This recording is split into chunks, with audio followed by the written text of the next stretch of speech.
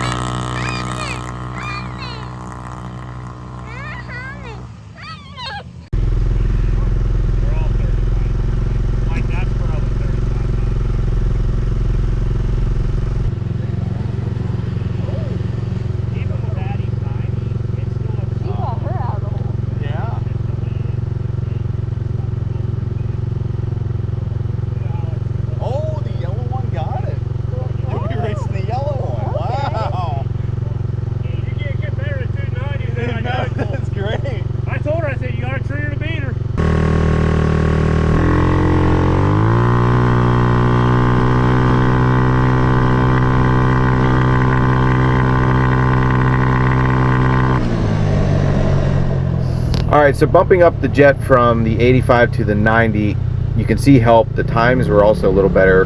We were running 9.3s to 9.4s versus 9.5 to 9.7s at the last race. So it did help. Next race we're going to bump it up again to a 9, or was it 98, I think is what I have next in line for it. So we're going to try that. If you guys have any questions or comments, don't be afraid to leave them in the comments section. As always, God bless.